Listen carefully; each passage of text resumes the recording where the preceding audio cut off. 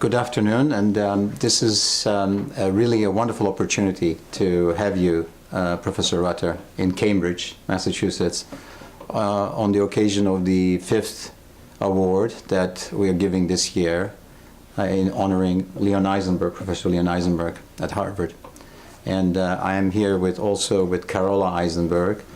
And we would like, on behalf of also the Academy of Child Psychiatry, to ask some questions about your experiences, perspectives in choosing child psychiatry and your career.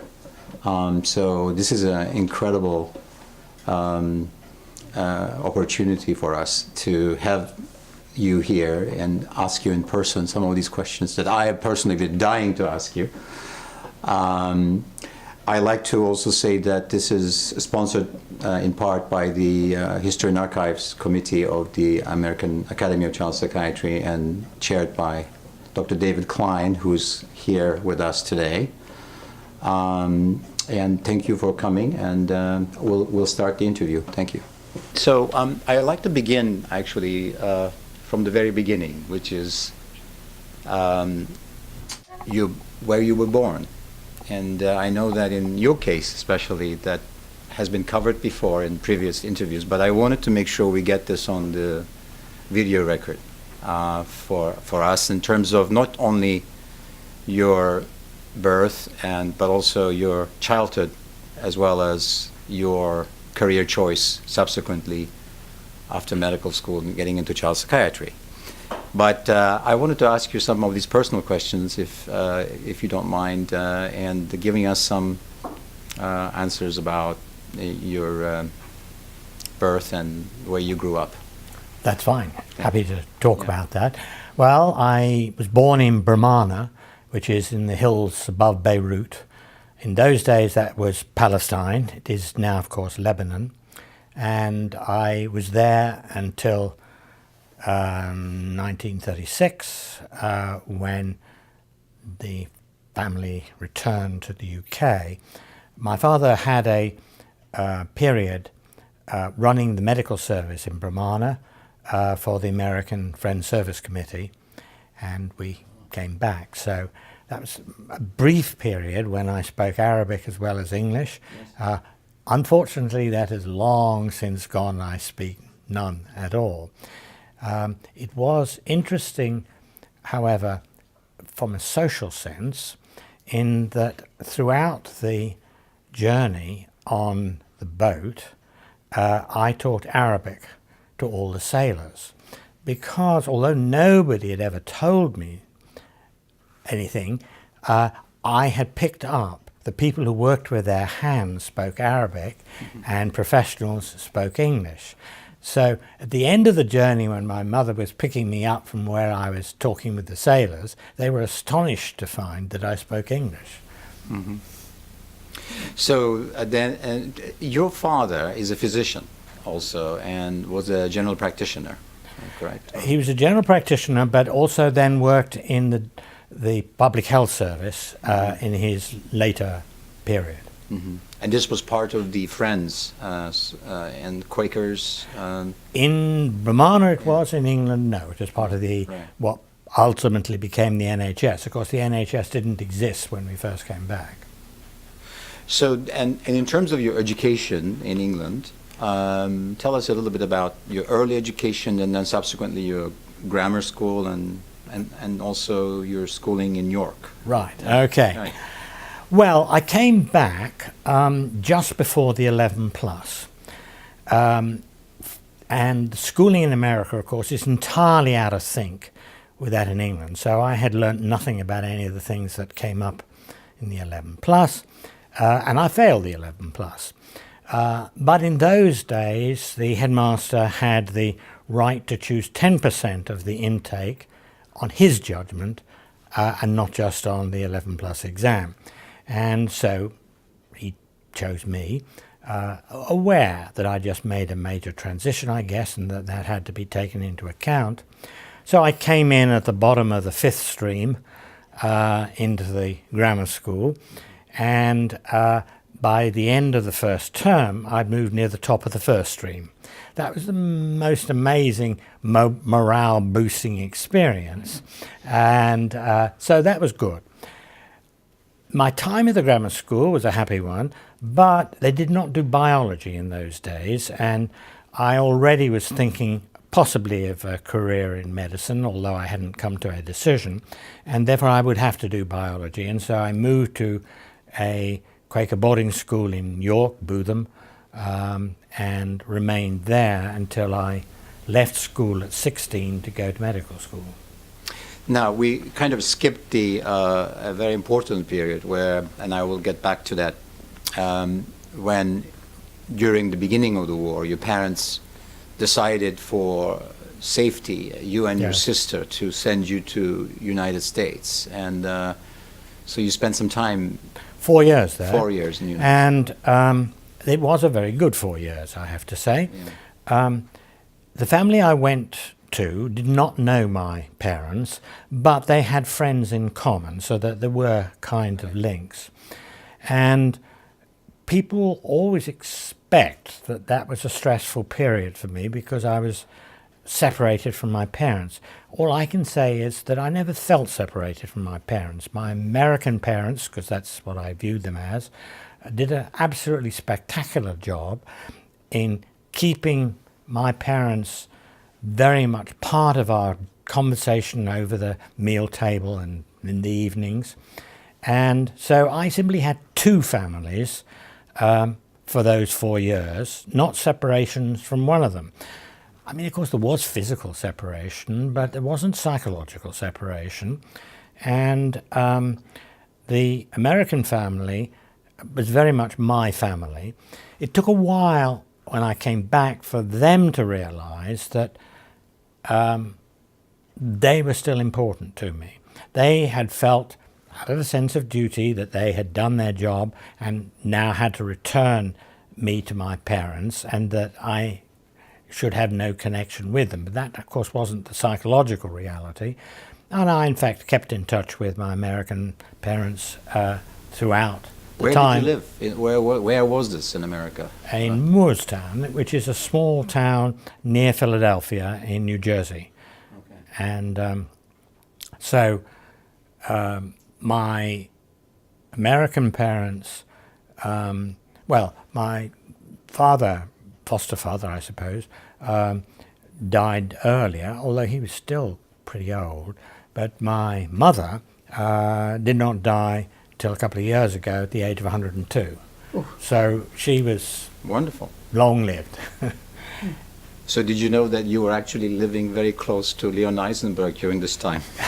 I did not know that at the time. Well, because he grew up in Philadelphia. Yeah. And so this is pretty close. Oh yes, yes. Moorestown, not quite a suburb of Philadelphia, but it's in commuting distance. Yes. So that was the period that we had skipped. So you go back, you passed what we now call the common entrance examination, what you call the 11 plus, get into a grammar school. Yes. And when you were in the grammar school, so you go directly from the grammar school to the medical school? No, I went to the grammar school to boarding school in York. And then from there to... So that was about 5 years in the boarding school, or 4 years in the boarding school? No, I think 3 years. 3 years. Because I had skipped several years, hence leaving school at 16 to go to medical school. Right. I was actually just past my 17th birthday when I went to medical school. Of course, these were common issues in terms of children being sent away during the war in England, and also children going to boarding school. So for most American audiences, that might seem kind of unusual, but in England, that wasn't unusual at all. So then you enter University of Birmingham Medical School, and so that's a great medical school. Yes. Tell us a little bit about your experience when you enroll as a medical student, and your dreams, expectations. Well, the plan was to join my father in general practice initially, but during the time at medical school as an undergraduate, I became interested in brain and mind. I did later house jobs in psychiatry, neurology and neurosurgery. And it was also during that time that I did an elective with Professor Meyer Gross, who was professor at Heidelberg, but then left through the persecution to come to England. I have to say he was not as well treated as he should have been in England. He was respected, but he wasn't given a really important position. But what was really important to me is he ran a unit at one of the mental hospitals in Birmingham, and that's where I met him. And that was a turning point, actually. He was an amazing teacher, very bright, very engaged in all sorts of things. What he did was give you a patient from one of the back wards, and you had 1 hour to interview the patient, and then you presented to him. And so I did that. I could make neither head nor tail of what the patient said. It was total rubbish as far as I could see. And so I thought I'd better just confess. So I said, you know, Professor Margaret, I'm sorry, I've failed you completely. It's a total waste of time. I've learned nothing. And he said, well, let's see. Take me through the interview. Describe what you saw, what you observed, what he said.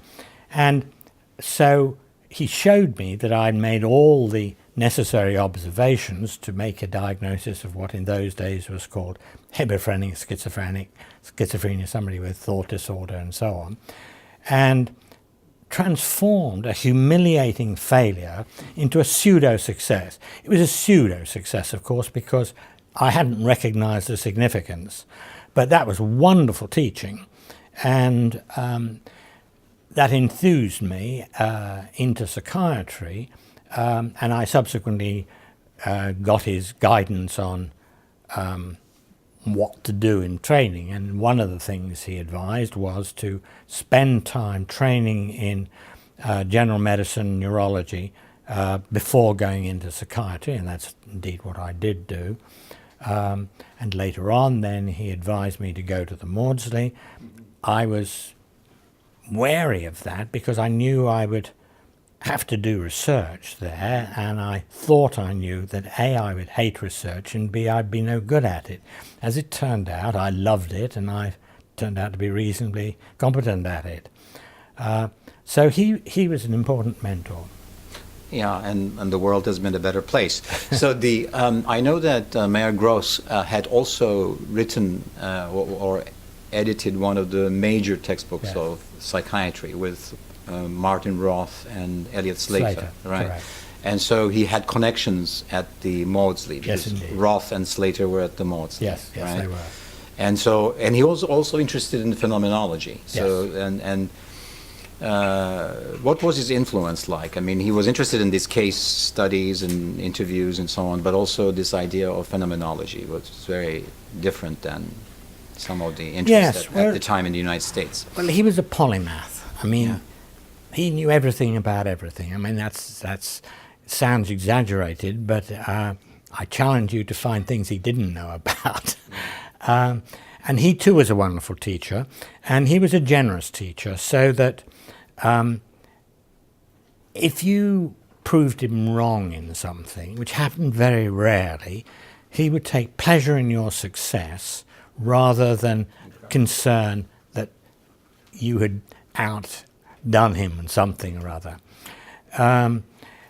And this was his style, and he built up psychiatry at the Maudsley. I mean, he single-handedly created it, and the social psychiatry unit, where I returned to after my period in the States, we'll come back to that, I presume, and almost everybody was appointed at a pre-doctoral level. So at a time when you'd achieved nothing. And Jack Tizard, who was also an important mentor and later a close personal friend of mine, once asked him, how did he do that? And Aubrey thought for a moment and said, well, they had to be bright, but I took the awkward ones that others wouldn't have. Now, Jack wasn't very pleased with that as an answer, but then Aubrey went on to explain that he wanted people who would challenge the given wisdom of the moment, knew how to do it constructively, and how to test it all out. And that's what we did. But it is true that the unit mostly went on to become research leaders in the world, people like George Brown, Jack Tizard. Yeah. Now, Sir Aubrey Lewis, Yes. also like yourself, was knighted, and was the first professor of psychiatry in the United Kingdom, as you are the first professor of child psychiatry in the United Kingdom. He was originally from Australia. He was indeed. And he was Jewish and had come to spend some time, I believe, in Germany and also in the United States before he came to the Institute of Psychiatry. And lo and behold, he was at Johns Hopkins. Yes. So tell us, do you know that he was very much influenced by Adolf Meyer? Yes. And can you elaborate on what you think about that? And because I have some questions on that issue. Okay, no, he was, and he liked the kind of, I was going to say holistic approach, that's not quite the right word, but bringing together different aspects. So was it biological, was it social, was it psychological? Well, it was all of those things, and that was very much the way he thought. He was also an anthropologist by training. Yes, and he's done some studies before he came. Yes. Yep. And certainly he loved the contact with Hopkins, and thereafter a joint exchange training program was set up between the Maudsley and Hopkins, and so people would come across for a period usually of 6 months or so in both directions. And I'm not sure that that still exists, but it certainly went on for a very long time and was great success from both sides. That must have been one of the first global health exchange programs in the world. I think it was. So the connection here is basically, and I want to come back to that because of Leon, and we are on the occasion of Leon Eisenberg's celebration today. But he was very much influenced, of course, by Leo Kanner. Yes. And then Leo Kanner's teachers was Adolf Meyer. Yes. And this, and I have argued also that this is really sort of developmental psychobiology, the sort of that went this stream of influence in American psychiatry that didn't take sides in either camp, but had a very social conscious as well, stayed on and influenced a lot of academic development of academic psychiatry, evidence-based psychiatry, subsequently modest psychiatry. Yes. And so I wanted to sort of put that on the record, actually, because I know that when you came to the Maudsley, Aubrey Lewis was really very much established as an influence there, and stayed on to be a very important influence on many people. So then you set up the unit, the MRC Child Psychiatry Unit, and that was much later. Much later. That was in the 80s. So I went back to join the Social Psychiatry Unit, where I remained until I got my chair. The situation when I returned was an interesting one. Well, let me go back a stage, actually. You were saying you wanted to touch at some point why I chose child psychiatry. The answer of which is I did not choose child psychiatry. Aubrey chose it for me. Now, he was right. He knew better than I did what I would be good at and what I wanted to do. And certainly that influenced me in the sense of recognizing that doing something because you had to do it was actually quite a good experience to have, so long as you took it in a positive way. And the when I came back, I was paid as a trainee, but functioned as a consultant. Now, you couldn't do that today, of course, wouldn't be allowed. But it was a very interesting experience. You learnt on the job, and Aubrey knew that I both had good people around me to take advice from, and that I had the sort of personality which meant that I would do that. And so that actually worked very well. So, but he told you that you would be very good with children, right? So he sort of sensed that something about you. So you would consider him as your mentor. Yes. Yes. He made two conditions. Right. He said he wanted me to become an academic child psychiatrist, and I said, well, I hadn't thought of doing that, but I'll give it a go. And he said there were two conditions. The first was that I had to go abroad to learn about child development. That I welcomed. I thought that a period abroad would be a good learning experience, and I certainly needed to learn about child development in order to be a child psychiatrist, so that I did. And the second was that I should never be trained in child psychiatry, and I never have been. And the reason was, he said, that the training was poor, which it was at that time, but also that the style of the training inhibited original thought, and he wanted training which would lead to questioning and testing and not simply learning, as it were, what was thought at that time. And so I never have been trained in child psychiatry. Now, of course, I have, in the sense that I made sure that I'd received the necessary experience in order to become a child psychiatrist.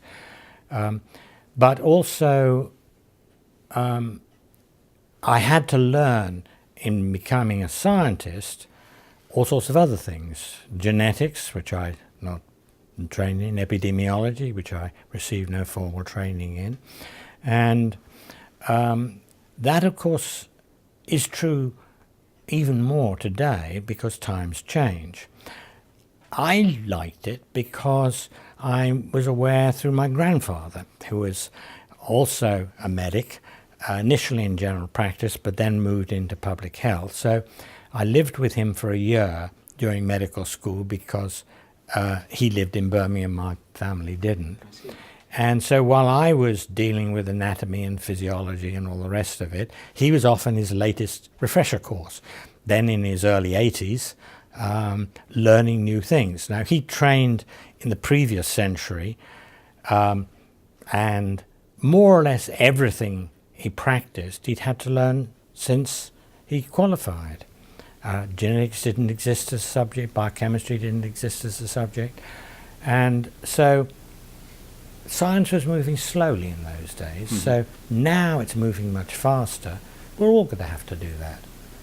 So did the Maudsley have any structured training, or you just have to self-teach yourself in genetics? We had a series of seminars. So it was a very unique place still, as it is today. Yes.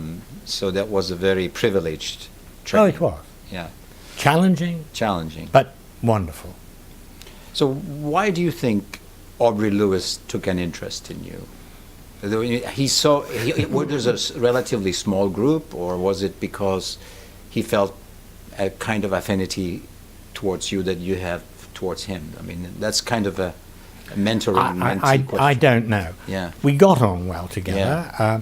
I had no social contact with him, so that it's not that he knew me socially, but he liked the fact that I asked penetrating questions and he responded to them, and he liked the fact that when he grilled me, I responded in a positive sort of way. So, yes, he was wonderful. He gave me opportunities. He gave me the freedom to do things. I always had the freedom to go against his advice, and I did so at my peril.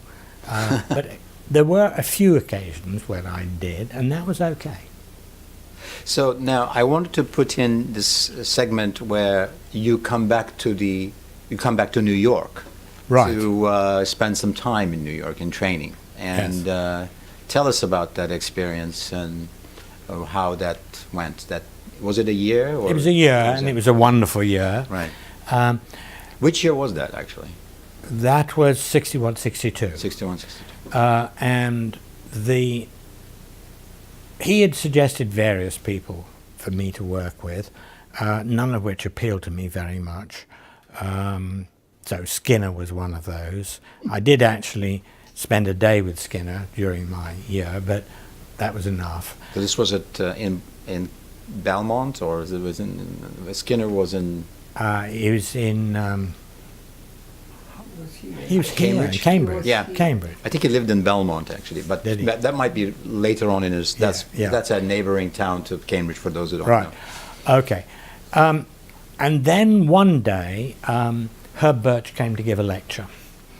And so after that lecture, I said to Aubrey, that's the man I want to work with. Mm-hmm. I mean, he was another polymath, actually, and assertive, pugnacious, but wonderfully receptive. And so he was working then, well, he did all sorts of things, but amongst other things worked with Alex and Stella on the New York longitudinal study. And so I spent time at Einstein with him while being down at Bellevue with Alex and, well, Stella. I was in a different university at that time. And Birch, it's hard to explain what was so special about him, but he was not only had a brilliant, incisive mind, but he would pay attention to the most insignificant of people. And I saw that in two ways. One is that I later on would do site visits with him, and he was very receptive, asked critical questions, but the questions were in terms of what they wanted to do, not what he wanted to do. But at a more personal level, when he visited our house, which he did every year, I guess, he would talk with my kids, who were then young, and he would remember the names of their pets from last time, ask how they were getting on. They'd never met an adult like that. Yes. And so... This is Herbert Birch. Herbert, Yeah. this was Herbert Birch, yeah. Einstein. And he, like Aubrey Lewis, like Maya Gross, like Leon Eisenberg, was an iconoclast. That he stood out for what he thought was important and would not be afraid to hold back, but was always courteous, as was Leon. So they recommended that you go and see some of the influential child psychiatrists, or psychiatrists interested in children and development. Is that why you went to see? That's why I went to see Leon, yes. But actually most of the people they recommended I saw were not child psychiatrists. So that's when I met Lee Robbins, when I met Jerry Kagan, and Incredible. Ed Ziegler, a variety of people. And the three of them, that's Alex, Stella and Herb, between them, knew more or less anybody who was anybody. And they were tremendous. So they were making these recommendations for you? And they would make introductions. Or you were choosing them yourself? No, I didn't. So you have this God sitting on your right shoulder, whispering, I'll tell you, you should do this and do that. You were very lucky. Yes. Well, I did. It was an exciting year. Yeah. And I learnt a lot from all of them. And Leon was the one child psychiatrist. Well, they introduced me to others, but Leon stood out head and shoulders above any of the others, I have to say. Head and shoulders above them in several different respects. I mean, one is he had a breadth of knowledge which was quite incredible. He, of course, was also very much an original researcher, scientist, and he also had a strong foothold in both biology and in public health, and that remained throughout his career. It mattered to him how patients were dealt with. It mattered to him what the implications were for community services. On the other hand, he was also concerned with the fact that humans had a biology and you had to take account of that. And for him it was never polarized. I mean, it was never which it was. It had to be both. Well, this, I think, is the period also that Carola was in Johns Hopkins during 61, 62, and at that time you were married to Manfred Goodmacher, another well-known forensic psychiatrist, and so you knew Leon because Leon was one of the faculty, and he was the head of the child psychiatry unit that Leo Kanner had started under Adolf Mehr's guidance. So this is a very interesting period because I've heard Carola talk about this period in the United States, how it felt, because you came from Argentina, and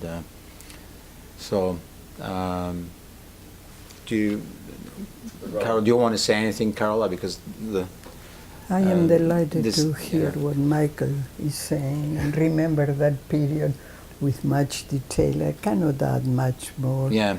I have a couple of stories that relate to that, but they are of no importance for this. Right. And I'll tell them to you afterwards, Okay. but I remember that period. But there is this, what I gather is this intellectual integrity, Yes. and there is this sense of coherence and valuing social community at the same time, Yes. regaining biology and Yes. feeling there is something there that needs to be worked and looked at. And But so this aspect of this integration, which is this psychobiological influence that we're talking about, that had its roots. Also of care for other people. So Yes. that he spent a lot of time with me.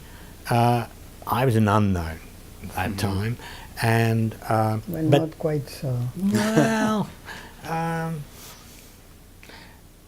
he was interested, and we had a lot of good talks at that time, particularly in relation to the scientific issues that we shared. So he at that time was concerned with the follow-up studies with Leo Kanner, and he was also concerned very much with randomized controlled trials. And so we talked about that both times, which other child psychiatrists in that era really, A, knew not much about, and B, certainly didn't talk about them in that sort of way. And the style of questioning came through loud and clear. It was not destructive questioning. That was never Leon's style, actually, but it was Leo Kanner's style, and I guess it was in the early 60s, after I'd returned to England, I had to give a vote of thanks for a special lecture that Leo had given at the Maudsley, and I wasn't sure quite how to deal with that, but I thought, I'll say what I think and hope it's okay. And so I talked about his irreverence, and I wasn't sure whether that would go down well or not. He was delighted. Nobody had ever called him irreverent before, but it's certainly what he liked to be called. And I could have said exactly the same about Leon. I mean, he was irreverent, not in a hostile, aggressive sense, not at all, but he would not just take the given wisdom because it was a higher political figure in the psychiatric arena who had that view. He would want to talk about it. With you, but occasionally he was hostile toward the people that believe what he was telling, then he will get somewhat hostile too, because he was very sincere and wanted very much for people to agree or disagree, but to believe that what he was telling was what he felt and thought. Well, yes. I'm not sure I agree. I mean, you of course knew him in a way that I didn't. But he had certainly strong criticisms of psychoanalysis. Yes. But he had many personal friends who were psychoanalysts, and indeed he married one. So that it was never personalized in that way. That's true. And interestingly, he, unlike me, never was concerned with whether psychoanalysis was true or false.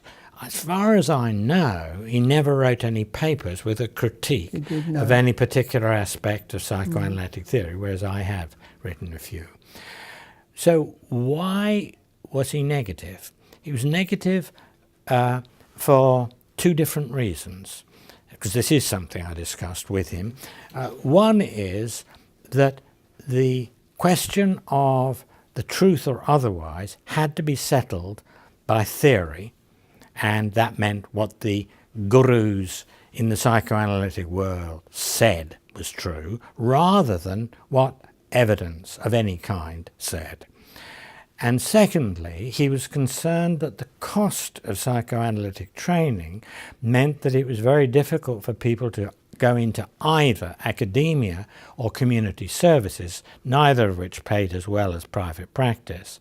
And it was that, rather than whether psychoanalysis was right or wrong, which was his concern. And it was sort of typical of the way he thought about these things. I wonder whether I can add one more factor that I think Leon might have implied in his discussions with me, was the idea that he was very committed to training. Yes. And he saw that when in fact I think in 1967 he stands up and at the American Psychiatric Association and wants to transform, as he did at the Harvard Medical School subsequently, the medical education, but the education of psychiatrists. Yeah.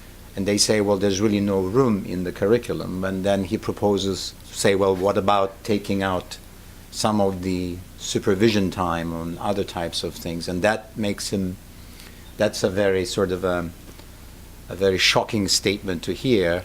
But then he actually told me that when he left the room, people came to him and they said, you know, Leon, we agree with you because we need to do this with something about educating psychiatrists. This was actually not just child psychiatry, we're talking about training of all psychiatrists. So I thought the training issue, and I know that he was one of the first training programs, he was very committed to training young people. And so I just wanted to add the third one, which I think might be a factor. I agree with that. Yeah. And I think that was the time when, you're right, people at the end came up and said, yes, we agreed, but they all queued up to go to the microphone. The idea of dropping some of psychoanalysis from the training in order to fit in some biology was shocking. Shocking. Yes. But the other thing, which I think is important, he had wit and style, and he had it in high degree. And that enabled him to win over people who might otherwise be offended. That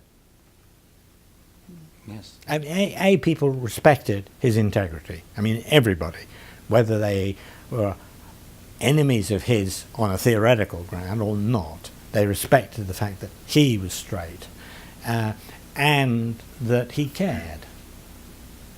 Indeed. So let's go back to the UK, right. And Jack Tizard. Yes. And I have to ask this, the Isle of Wight studies. These are very important threshold change in psychiatric epidemiology. And tell us a little bit about how that study became formulated and your role in it. Right. Well, it started by the Department of Education approaching Jack to say that the time Cyril Burt did his surveys at the turn of the century, last century we're talking about, of course, the physical problems were strongly related to educational difficulties. Is that still the case? Can you find out? And so Jack said, yes, certainly we can do that. An epidemiological study can come up with that sort of answer. But surely this is an opportunity to do something more. Let us set up a study that is epidemiological, answers that question, but looks at the patterning more broadly of different sorts of difficulties children may have, and let us also do it in a way which will cast light on the causal influences that are involved. And he brought me in shortly after that, and we both had discussions. The Department of Education not only supported us, but seconded Kingsley Whitmore, who was then senior officer in the department, part-time to work on the study. And so this joint planning with government, which of course stopped short in 1979 and has never come back, would not happen today, because it was doing a study that was informative, that would be helpful in the health and services for children in the long term. It was not answering a political question of the day. And I think that's the way it should be, but it's never come back again. But yes. So this is after you come back from the United States in the mid-60s. That's right. Yeah. And he was extremely generous in giving me the opportunity to take up leadership on the study. And that was typical of Jack, very generous. He, of course, was an important mentor throughout, provided guidance and direction and thought, but he left it up to me to provide the leadership. It was a wonderful study. It was doing things that now seems obvious, but at the time weren't, so that we interviewed children. Asking children about their symptomatology hadn't been done before, and yet it's why not? Obvious, and it proved very productive. It was very much a cooperative enterprise. We landed up in the Isle of Wight by accident, I should say.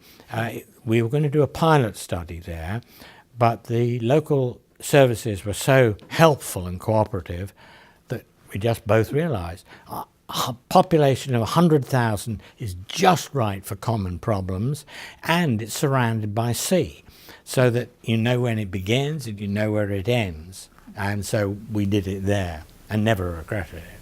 Mm-hmm. So you kept very busy during this period, because then you start publishing a number of very influential papers, including a paper on classification. Yes.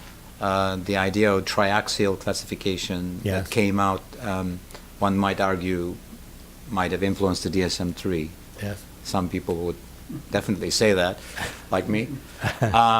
So you really keep a very active, academic, productive existence. But at the same time, I wanted to compare as to your relationship or parallel relationship with the American Academy, because we're sort of addressing the American Academy audience. So that, did you attend any of the American Academy annual meetings, or was that something that on your radar at all? Were you coming to any of the meetings, or it didn't have the same kind of visibility at that time? Because no, it didn't. Yeah. I did go to American Academy meetings, but not until a little bit later, I think. Till the 80s? Or 70s, probably.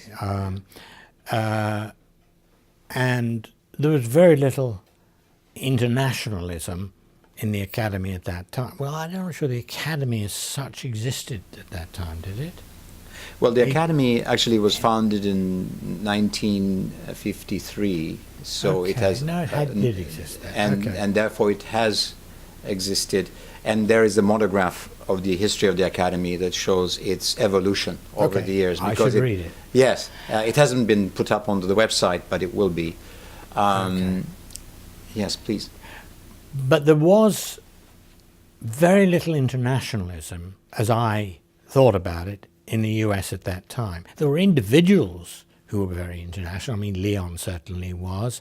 Lee Robbins certainly was. And it would be true of others. But they were neither interested in nor indeed had heard about much research in the UK. That has changed. Very So when was dramatically. the first time you came to visit the Academy and perhaps participate in one of the programs? I don't honestly remember, but Yeah. it would be in the 70s. 70s, yeah. So people were beginning to notice some of the work that you Yes, were doing, yes. and so after the Isle of Wight, Yes. and there have been a number of other studies. Yes. Tell us a little bit about the progression of some of those, because they have been very influential in child psychiatry, and I think our audience, child psychiatrists, or anyone interested in child mental health, ought to know that. Okay. Well, they're diverse. And if you look at any stage of my career, I always did engage in things which seemed incompatible with one another, but they weren't in my mind. Let me mention just a few. One of the things was the study of maternal deprivation, and the book in 1972 reflected that. And that was where I first became strongly aware of the value of animal models. So I had met Robert Hind, I've forgotten where now, but I didn't really know him very well. But he had a reputation for being helpful as a critic of things, and so I thought, well, gather my courage, I'll write him, ask him on an early draft, would he comment on it? And my memory, which may have exaggerated over time, was that I got a memo back of 17 pages of detailed criticism, positive in tone, constructive, but guiding me what to do. It was wonderful. Once I got over the shock, I realized it was extremely flattering that he'd taken the trouble with a young unknown to do that. So he was a professor at Cambridge University, Yes. right? Yes. And he had also worked or collaborated with John Bowlby. Yes, he yeah. had. And John Bowlby was quite unusual among psychoanalysts, because he was a psychoanalyst, in bringing together a very diverse group of people when he was doing his work on attachment. So there were experimentalists, there were evolutionary people, biological people, and that seemed the obvious thing to do in his mind, and so it was. It meant that when his books on attachment came out, he got an extremely hostile press from within psychoanalysis. Subsequently, psychoanalysts have sought to hold him as one of their own, but he had a rough time of it from them.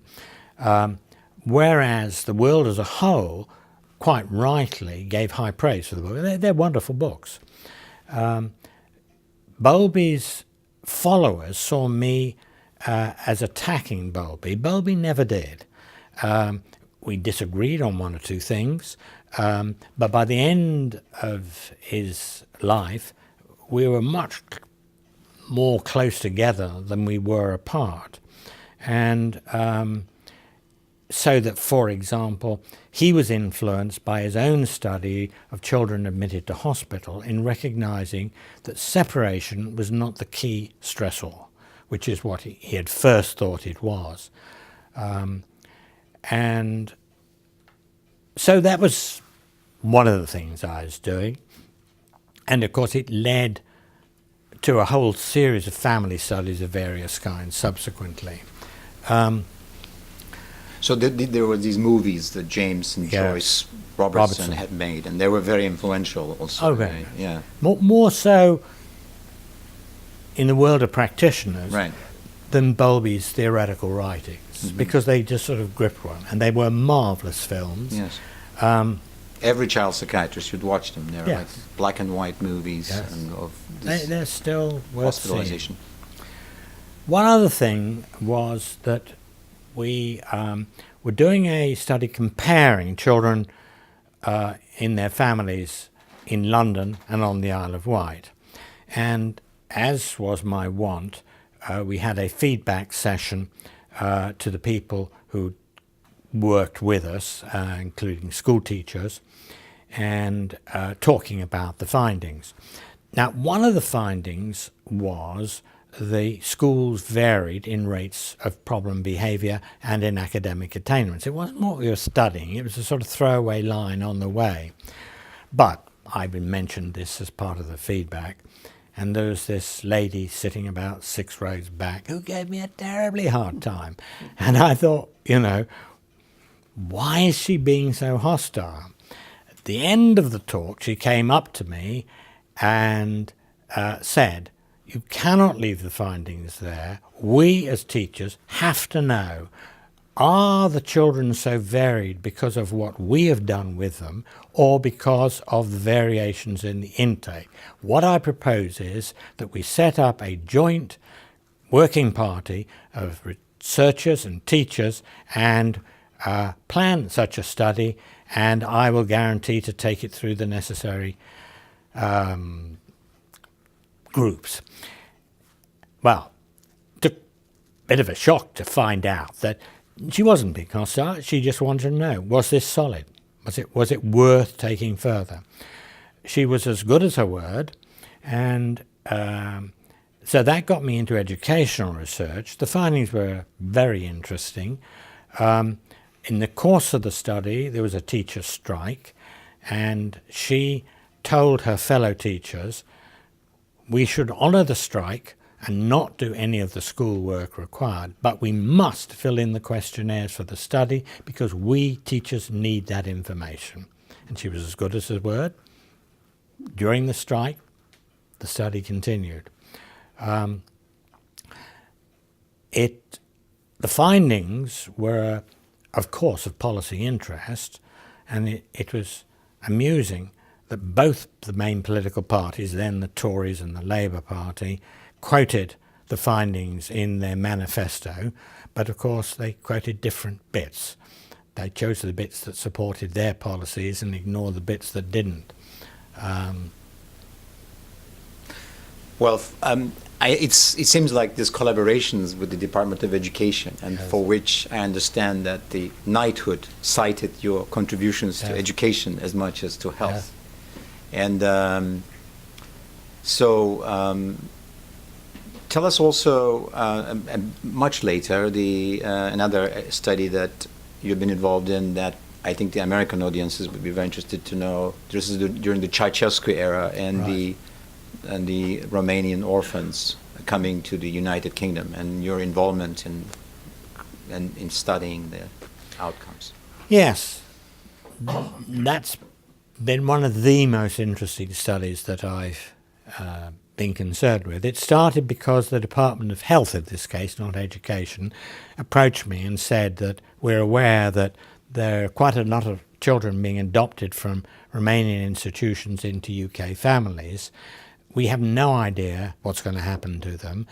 Can you do a follow-up, find out what happened to them, and provide advice?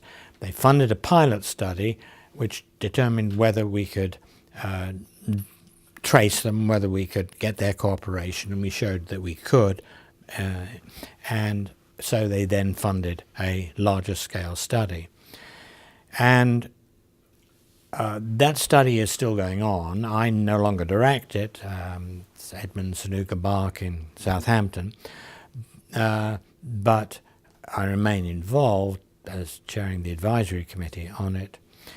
Why was it so interesting? Well, because we learned so many things we didn't know.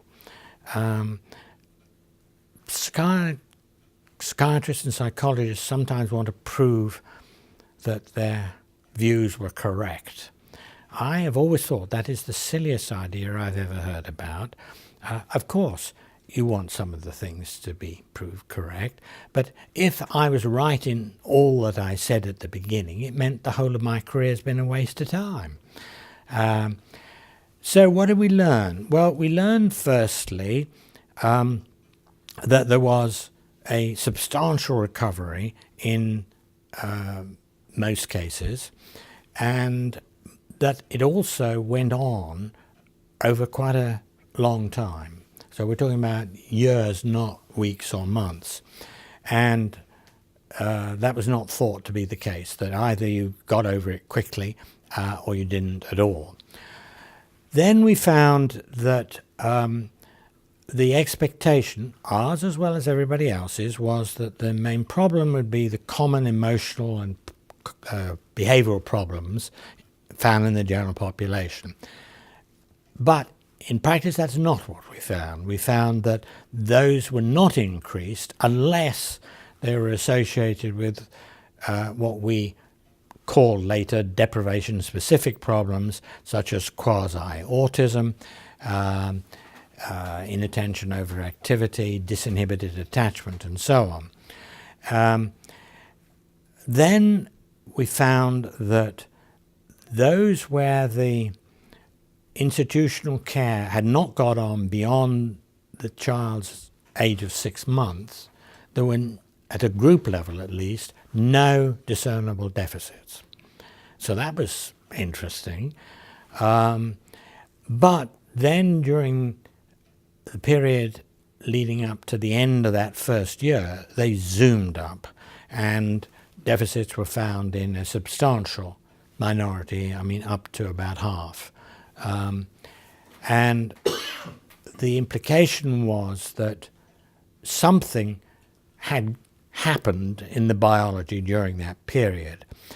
Why do I say the biology? Well, because the head circumference findings, and we knew from our own studies as well as others that that is largely driven by brain size, that this, in those who are subnourished, was the head circumference is down right from infancy onwards.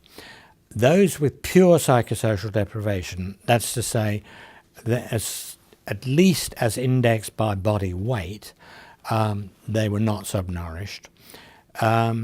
There was very little deficit in the first months, but it was great up to 2.5, 3 standard deviations thereafter. So something is happening there.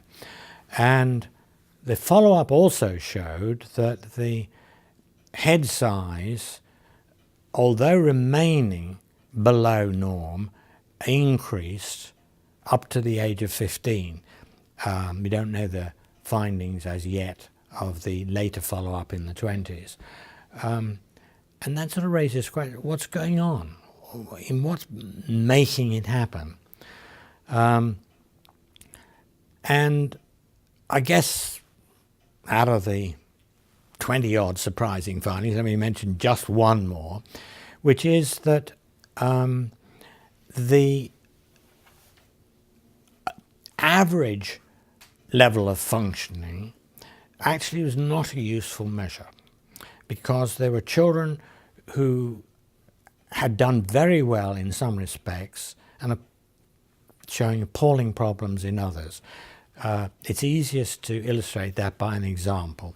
So there was one young woman who, I don't remember exactly what her IQ was, but somewhere around about 65, so depressed. And at follow-up, it was still down at the same sort of level. And she had various behavioral problems. But she'd reached grade 8 in music. That's the highest grade you can reach in music. She was a singer. And moreover, she, because I saw 2 films of performances she'd given, she held the audience in her hand. she'd got stage presence, and the disinhibited attachment, which had been a problem when she was younger, was now an asset. She did not have stage fright. And That's amazing. here, and there would be several other examples where people had used their deficits, as it were, as a strength. So, well, you talk about this issue of the dynamic aspect of resilience, yes. right? I've seen that. It's very creative. Yes. And tell us a little bit about resilience and and also I understand you had some connection also with Norman Garmezy Yes. in this respect, and so give us some ideas. okay. Yes, I first met at a meeting in Bled back in the 70s, but then we jointly planned a seminar at the Stanford think tank on the Hill on stress, coping and development. And that was very much a formative experience in thinking about all the aspects of all of that, including resilience. And You were at Stanford as a guest of the institute, and at the time. at the centre on the Hill. Centre. Yeah, which Now, is Norman now Garmezy part of was in Stanford. Minnesota, right? Sorry? Was he at Minnesota? No. Norman. I say that Yeah, because he was at I want to Minnesota, put it yeah. on the tape because Dr. Klein is here, and Oh, right. So we got to bring in Minnesota is very Minnesota.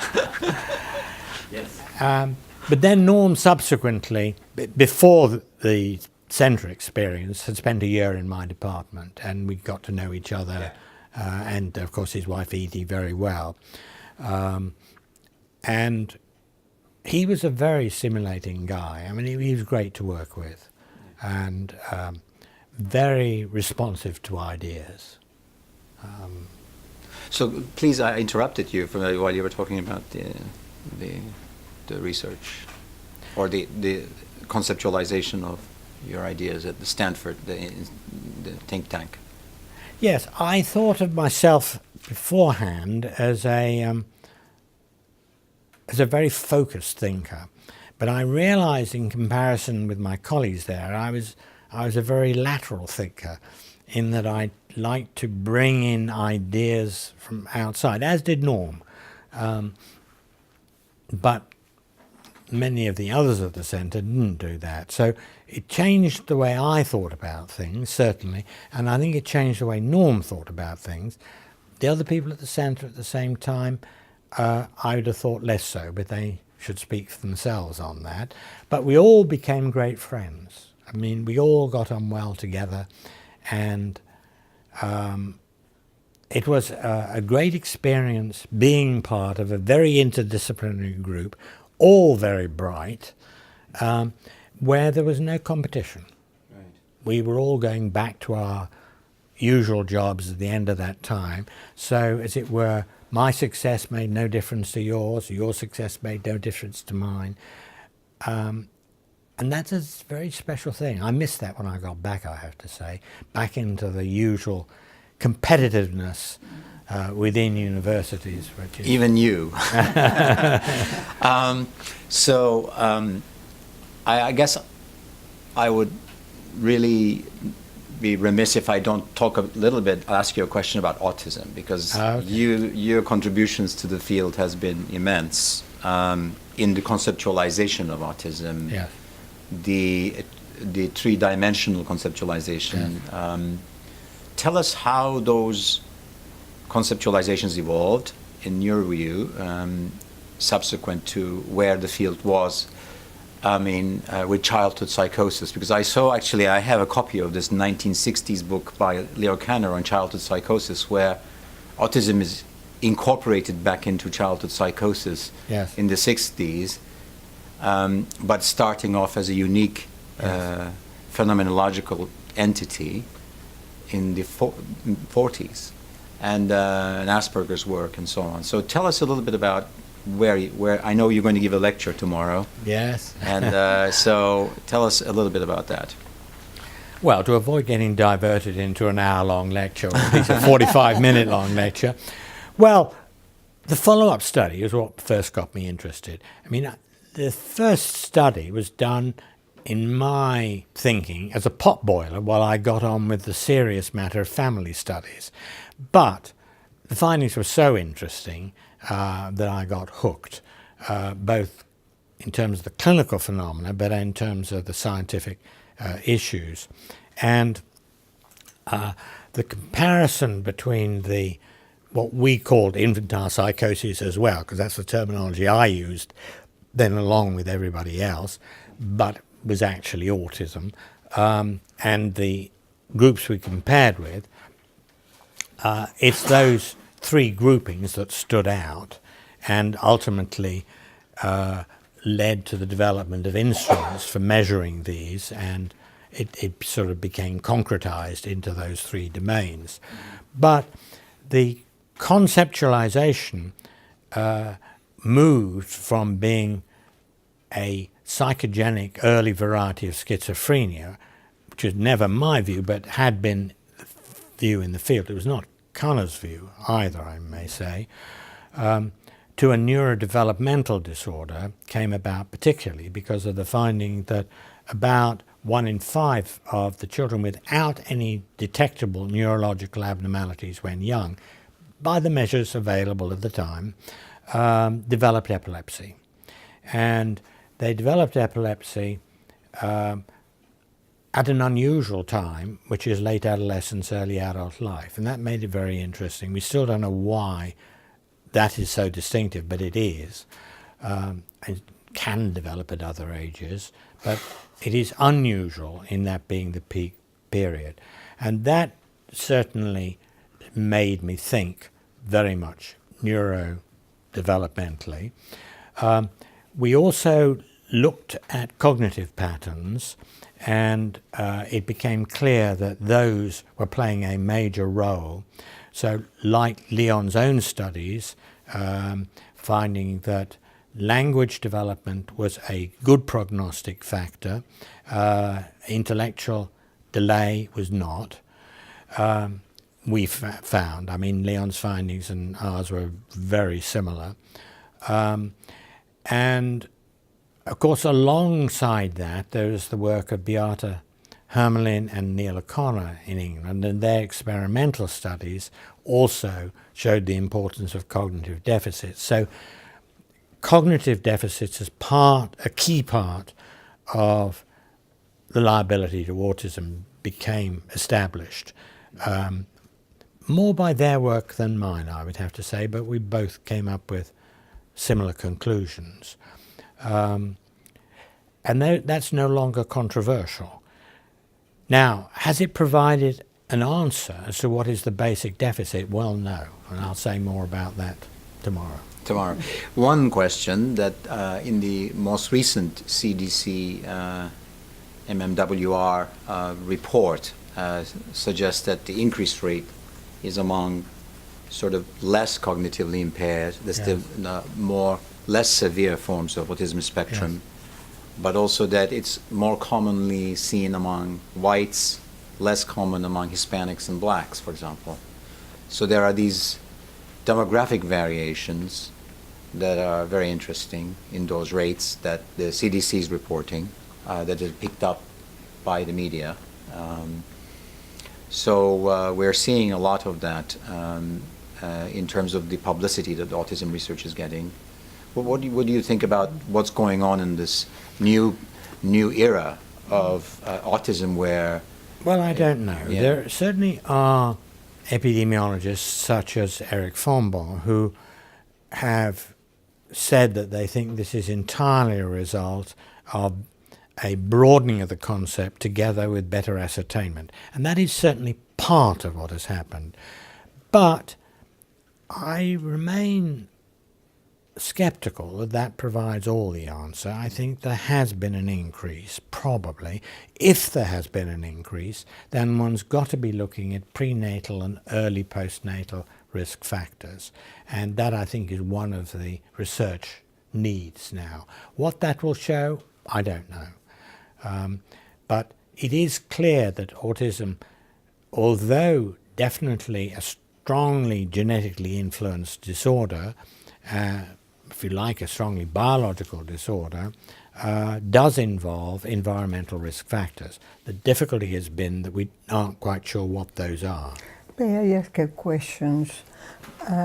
Do you think also the diagnosis in areas where many of the minorities, whether they are Black Americans or Latinos, are not as accurate as the other regions where predominantly white populations are being studied? Do you think the geographic location of those studies might have something to do with it? Maybe. I haven't seen the CDC report, so... Yeah, neither have I, but I was just questioning whether you had. Yeah, it's an interesting report. Well, yeah, this is I mean, it is an amazing honor to speak to you and to try to capture some of the vast topography of areas that you touched. But I think you really changed the world for children. And I want to thank you before we end. And I also wanted to get this quotation that got my eye, because it's from Henry Maudsley's comment that if a man begins with certainties, he ends up in doubt. But if he is content to begin with doubt, he may end in certainties. I would say you're so humble. I think you would say some certainties as we move along. But the tenor of that I'd agree. The tenor of that goes there. Thank you very much. Thank you very much. Thank you.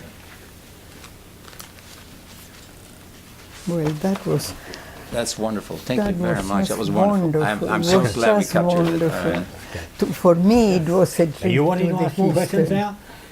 Are you wanting to ask more questions? Yeah, do you want, David, maybe you could just ask a few questions. Yeah, please. Well, I know Norm Garmazy and worked with him until his retirement, and now he's passed. And his long-term study of resilience in children, that is continuing on with Alan Saroof in the Center for Child Development at the University of Minnesota. And we're glad to have a connection with you on that. And I think led to an honorary professorship that you received from the University of Minnesota. Yes. At some time. Which I'm very proud of. Yes, yes. We also had you back on the occasion of the 100th anniversary of the University of Minnesota Medical School, a part I had some to do with, to give a special lecture honoring, well, remembering that the medical school was 100 years old. That was in 1988. So we have a connection with you from Minnesota. I might add that recently the Somali community, which is very large in Minnesota, has been found to have a higher rate of autism in their children and development. That is puzzling us all as to what that's about. And I mean, it's just a kind of an early finding. So we'll have to think about that. I'm not sure if you have comments. Either of you might have comments about that.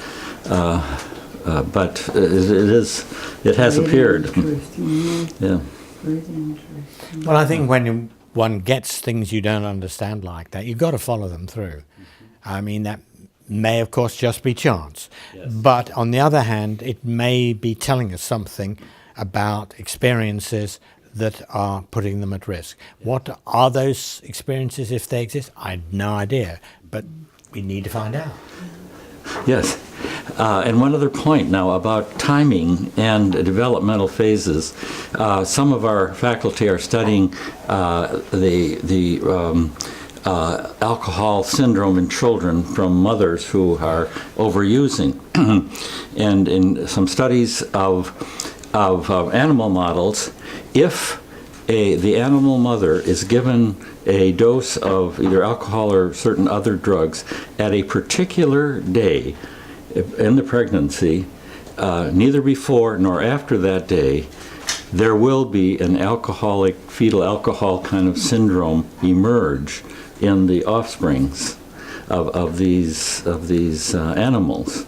And we're kind of looking at what the comparable time of that is in a mother's use of alcohol during a pregnancy period. which also is quite an exciting piece of information. Yes, I mean, my reading of the animal models literature is that it is not quite as confined as that, so that there are indications that you get some risk from consumption later in the pregnancy, not as high as earlier on, but there are still questions as to, does the risk for the fetal alcohol syndrome come from occasional high doses or from overall consumption? And we don't actually know that. Animal models can help with that. What is of interest, I think, is that it's clear that the peak period is in the first trimester. But if you look at smoking, which is also, of course, a risk factor, it's in the last trimester. Yeah, at the end. Yeah. So the mechanisms have to be different, one thinks. So I think thinking developmentally is actually a very important part of what we all have to do. Yes, yes. Well, that's the challenge, of course, to our work, indeed. Well,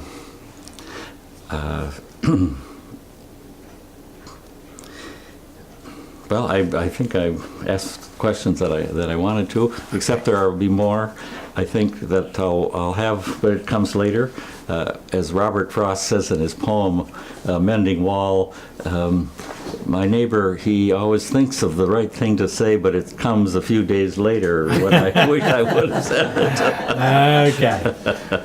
So, Enjoyed talking with you very both very much. Thank you. For me, it has been, first of all, I learned a lot from your discussion. I thought that it was a wonderful series of questions. I thought it was wonderful. Yes, I wish we would have had 4 hours. You inspired me. For me, it was a trip back to the years when all those names were so familiar, and we Yes. talk about them every single day. So it was, in a way, a happy trip to periods when all these activities and all these people so loved and respected were part of our group.